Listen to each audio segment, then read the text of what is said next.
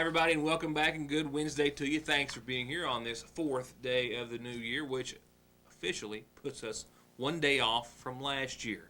You may recall just a few days ago, I shared with you some video from our first official snowfall from last year, which fell on January the 4th. Well, confidence is growing, and in fact, we're quite certain we're going to see our first accumulating snowfall on tomorrow. And in fact, everyone, state highway, road departments, businesses, and schools are already making plans for some snowfall to start for us tomorrow late morning, afternoon. I've got a really good timeline that we're pretty confident about to pass along to you. Spent some time on a conference call with the National Weather Service earlier today.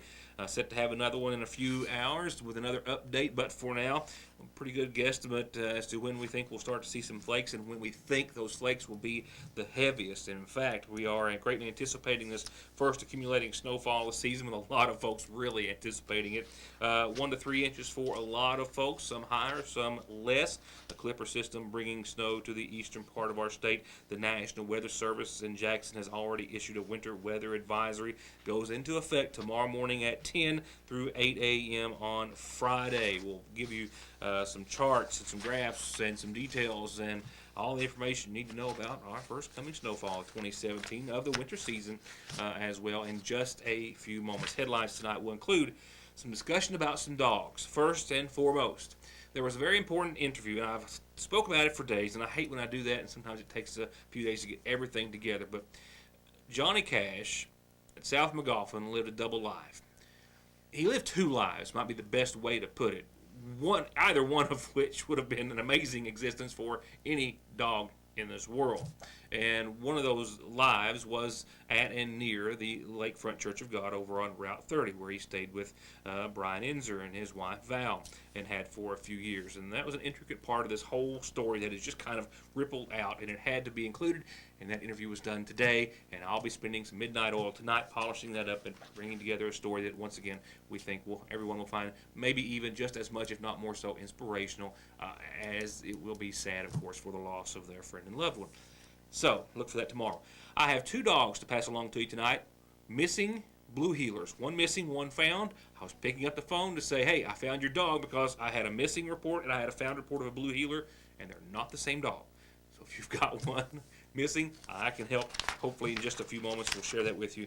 Our first report tonight, before we get to other headlines, several arrests, and other news and information, is an update on the school bus crash that happened in Sayersville yesterday. I spoke with Superintendent of Schools Scott Helton just a few moments ago. Actually, he was exiting the office late this afternoon to get an official update in which he tells us of how many students were on board the bus, how many went to the hospital, and how it appears as though the bus pulled into oncoming traffic, which was the initial cause of the first course collision that between an SUV and the school bus, and then of course another crash that happened subsequently after that SUV careened into a pickup truck that was being driven by the mayor of Sayersville. This makes the second school bus crash this year, and actually the second in the last couple of months for McGoffin County Schools. Yesterday, after bus 148 and driver Bill Shepard pulled from the new McGoffin County High School into oncoming traffic, specifically a white Jeep SUV. The other vehicle clipped the front fender of the bus as the bus was coming out onto the road, and spun that vehicle around, and it actually backed into the mayor's pickup. We had 22 kids on the bus at the time. It's all high school students that was on the bus. We actually transported one of our students to Highlands Regional. Mr. Meadows accompanied that child in the ambulance too, but his injuries at that time he was complaining of a neck and shoulder injury. He kind of hit the windows, what he told me, as the bus hit. The other students, they were checked out, and we contacted all the parents from the school at that time, since we were close to the school, and we had 4 or 5 kids, I guess, that were picked up by their parents just out of concern. But the rest of the kids were put on a different bus and went on without the route. We did send the bus driver as normal procedures. Anytime there's an accident involving our students or a bus, we drug test at that time. It's just a procedural thing. Nothing was there any concern or any suspicion of anything like that, but it's just a normal procedure that they have to be drug tested immediately after any type of accident. Officer Jimmy Stratton of the Kentucky State Police handled the accident investigation and detailed that there were 3 individuals in the white SUV, the male driver, a female passenger, and a small child. I believe the female and small child both taken to the hospital by ambulance for their injuries. Non-life-threatening, but serious enough to warrant a trip to the emergency room. It's all we know on their condition at this hour. And a few eyewitnesses that I talked to off camera described just as the mayor did yesterday in Pete Shepard's description that he was very fortunate not to have been involved as well. Literally just stepping out of the city's official vehicle to help direct traffic, he had just made his way to the rear corner of the pickup truck, and just before he could make a step behind that vehicle, that SUV, which was sent into a spin after being struck by the school bus, collided with his truck, causing serious damage to both vehicles, and that impact could have very well seriously or even fatally injured Shepard had he been another step or two behind his vehicle. I just stopped my truck, got out, walked around behind, and I heard the crash and looked, and the SUV was coming at me. I ran back around the back and front side of my truck, and the SUV had hit the front of the bus, skidded around, and then hit the back of my truck. To get high-speed internet on their state-of-the-art fiber optic network for all of your home and business solutions, or to watch TV without a contract on over 200 digital channels with superb quality, or stay connected with family and friends with 24/7 telephone service you can always depend on, contact Foothills Broadband today. Or just click on their link to the right to find out how they're working to provide the latest in communications at affordable prices with exceptional service at Foothills Broadband. A few arrests to pass along to you this evening. One going back a couple of days. A Montgomery County man arrested and lodged in the Big Sandy jail on burglary, theft by unlawful taking, and drug-related charges after a 911 call reported that he was in the residence of someone which he was not supposed to be in or had permission to be in. And in fact, authorities found a lot of items, TVs, other merchandise as well, already removed from the home, and it appears as though ready to steal with other merchandise. The individual barricaded himself in the house for a brief time until authorities made entry. This is some video I captured as Deputy Neil Adams, accompanied by Deputy Jonathan Holbrook, returned to the Sheriff's Department after making an arrest at that scene and location. They arrested 28-year-old Jonathan C. Owens of Zagersville and charged him with theft and other charges. Neil Adams noted in his police citation, which we have a copy of, that he'd received a 911 complaint from dispatch of a burglary in progress at a residence on Big Pricey Road, and that when he arrived, he found the suspect still inside, locked himself inside the residence and refused to answer commands of police. Adams says that he made contact with the homeowner, who confirmed that no one should be in the residence, that homeowner also giving the police consent to force their way inside and make entry into the home. Adams says that once inside, just immediately off to the right in a bedroom, they found Owens hiding underneath the blanket. They also found outside a TV, a skill saw, and some other items that it appeared as though Owens had removed from the residence and was about to steal before authorities arrived. Adams also noted in his police report that they discovered an amount of marijuana, rolling papers, and possibly a straw in his possession as well. Thus, he was charged with burglary in the second degree, theft by unlawful taking, and possession of marijuana and possession of drug paraphernalia. In a separate case and separate citation, but also filled out by Deputy Neil Adams, he details how he arrested 29-year-old Dustin Reisner. Reports are that just earlier this week, and I believe on yesterday, actually around 6 o'clock while I was just beginning the show with you, that 911 received a call from a resident on what we refer to as most commonly Greenhouse Hollow on Burning Fork, that a man had set fire to an outbuilding and that he had left the scene. Deputy Adams filled out in his citation that he responded to that location, that upon making route to that particular or exact location, he encountered Dustin Reisner walking down the road, stopped and questioned him, to which, if he had set a fire at an outbuilding or to an outbuilding, to which he confirmed. The two actually returned to the location. The fire department was called. A large prefabbed building, like is commonly sold around the area and elsewhere, it appeared as though had been set on fire. Adams notes that it's believed that Reisner set a mattress on fire by using a few gallons or several gallons of kerosene, dousing that mattress, setting it on fire, and then leaving the residence or the location and leaving it to burn. The Reisner claimed that the building was his. However, it was also a building that was financed, and in that respect, not technically his, and thus he was charged with arson in the second degree. He was also charged with alcohol intoxication. It appears as though 2 counts, first and second degree as well. At this time, we're uncertain as to the reason or motive behind Reisner setting the property or structure on fire. We are also told that the Sayersville Fire Department did respond, and they were able to largely save the structure before it burned. Still more top headlines to come, and your weather forecast, which should pinpoint as much as possible when and what we can expect to see. Right now, the before mentioned lost and found blue heelers on tonight's program. We have over the years had and still do have a great history of helping folks be reunited with their lost pets. And that's because so many of you are watching, and we just get the word out, and you all do all the work. I just have a big mouth and tell everyone. Today, I received 2 messages from some viewers. One saying, we've lost a blue heeler. One saying, we've found a blue heeler. I'm thinking, I don't even need to air this. I'm just going to make a phone call and say, hey, these folks have your dog. Before I got the number dialed, literally, I realized they're not the same dog. So I have this killer face here. This blue heeler has been found in the Falcon area. It's a boy, a male dog, maybe a year, maybe less in age. He's wearing a black collar with no name. I've got a phone number for you, and it's 349-1630. Once again, this cute fella found in Falcon, 349-1630 is the number to call. And this, obviously, different pup is 9 months old, a blue heeler, missing from Buffalo since yesterday. He, too, is wearing a collar. He is missing. Gray and green collar, very friendly, and answers to the name of Ringo. He belongs to this little boy and also a precious little girl, and they're heartbroken, as you can well imagine. So if you've got any details, please call them. That phone number is 349-2780. 2780. And keep in mind, after I announce this, anytime if you ever see the dog, say, hey, that's what they're looking for, call me. I'll get you in touch with the individuals, or make the call ourselves. Just glad to do it. No questions asked, they say. Just the kids really want their puppy back. So keep that in mind. If you see either one, well, not if you see, but if you see this pet or know who the other one belongs to, those are the numbers to call. On the first dog, once again, 349-1630, and on this one, which is missing, 349-2780.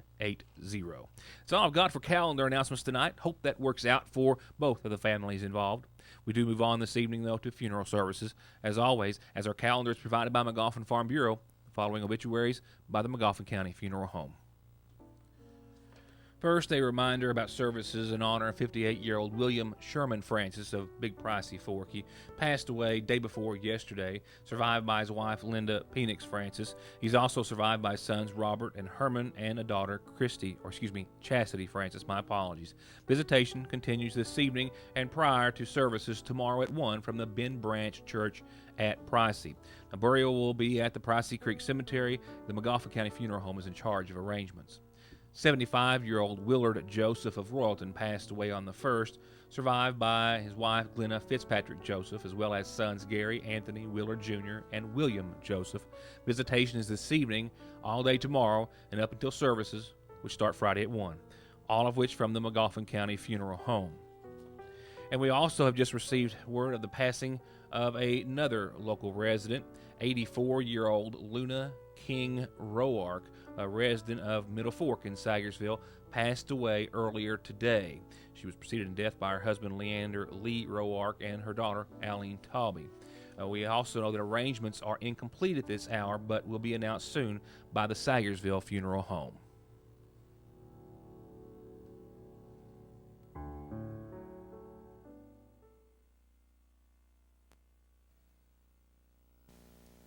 Here's a little good news for you tonight. This young lady has taken the world literally by storm and is set to take to one of the largest stages of her already very prosperous career. Talking about Marlena Van Hoos from neighboring Johnson County, who is set to be an integral part of the inaugural celebration for the president-elect on January the 19th. I use the word prosperous, and that's not a really good word to use because it falls way short of the experiences of the shoulders of which this young lady has rubbed up against, of the time spent across our nation entertaining, from our troops to our veterans to sports fans to all walks of life, all of which have nothing but accolades to bestow on such a very talented and, we get to say, local and even hometown young lady. Now, Marlena Van Hoos is going to the White House, or at least close to it. It's kind of like the commercial from way back used to say when Marlena Van Hoos tweets, speaks, or posts, you listen. And today we heard her as she shared that she is honored and thrilled to be performing at the presidential concert on January the 19th at the Lincoln Memorial in Washington, D.C. She also sent out a big thanks to David Cook and the AMG for helping her get there. And she also shared her official invitation. In it, congratulations, also saying that they were pleased to let her know that she had been chosen to perform at the 58th annual presidential inaugural concert on the 19th at the Lincoln Memorial, saying that she was only one of a dozen performers from across our nation selected for this historic event, which is a testament to her talent and enthusiasm, with the letters Cinder recognizing that Marlena's participation will help make this inauguration truly historic. From Madison Square Garden to Rupp Arena in just the past few days, Marlena Van Hoos continues to share her talents and personality with those across our nation, very deservedly getting the opportunity to do so at so many venues and locations. And now she is ready to step on what will undoubtedly be one of the biggest stages of her still very young life and career.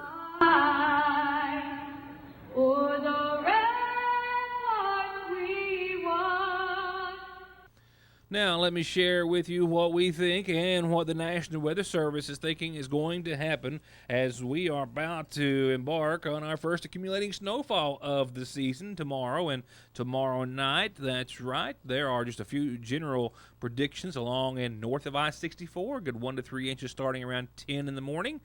South of 64, east of 75, 2 to 4 inches starting at around noon. Along and west of 75, 1 to 2 inches, and starting at around 2 o'clock and going on through the evening. Growing confidence that we're going to see some accumulating snowfall from a clipper system that's going to roll through eastern Kentucky, generally between 2 and 4 inches of snow forecast, with the highest amounts along and north of the Mountain Parkway and locations closer to the Virginia border as well. Western parts of the Cumberland Valley likely to see the least amount, maybe 1 to 2 inches right now. And, of course, all this is going to impact travel and schedules for motorists. We hope you are safe and warned well ahead of time. That's our main goal. The National Weather Service has already issued a winter weather advisory, which is in effect from 10 in the morning till 8 tomorrow night. For us, in case you're wondering, you can expect the snow to kind of work its way into the viewing area between 10 and noon. The heaviest snowfall expected, if you're watching this on TV, is between 1 and 7 tomorrow.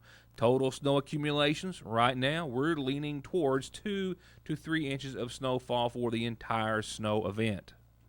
And then there's temperatures to deal with. Tomorrow we'll get to around 30 degrees and, of course, periods of snow showers. And for those of us, like I said, late morning, early afternoon is the onset, the heaviest bands of which I think will start around 1 or 2. And that, of course, is something that I spoke with when I was speaking to him earlier, Superintendent of Schools Scott Helton, that the school systems, all of them I'm sure, are watching quite closely, many hoping to possibly get a half a day of school in, realizing that the weather is going to change, but they're going to monitor it literally minute by minute and certainly, well, hour by hour would not be correct, but more likely minute by minute by the time the sun comes up tomorrow. So for tonight, increasing clouds and a low of 24. Winds out of the west are becoming calm, still clocking one at 3 miles per hour, but those will be dying down very, very soon. And for your Thursday, 30 degrees, like I said, and periods of snow showers starting, the heaviest of which after around 1 or 2.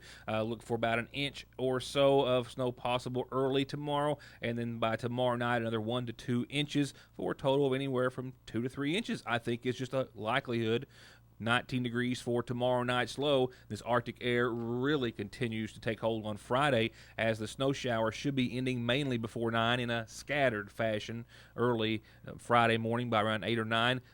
This cold air sticks around 24 and 11. And as we clear up, we stay dry and cold. 24 Saturday, 9 for your low, 22 Sunday, 4. Some folks will see close to, if not 0 degrees. By Monday, 33 and mostly sunny as we start to rebound. Tuesday, I think, around 37. Be prepared. It's going to wrap it up for this Wednesday. Already working on news for tomorrow, and it's guaranteed to be headlines, including the Johnny Cash story that we hope to have for you tomorrow, but other news that I guarantee that you'll only find aired on this program. So be sure and join us for that. It's pretty much the case each and every weeknight, isn't it? At 6 and 11 on Howard's Cable and Foothills Communications, and of course on our website and YouTube channel as well. Thank you for watching. See you tomorrow night, just in time for the snow.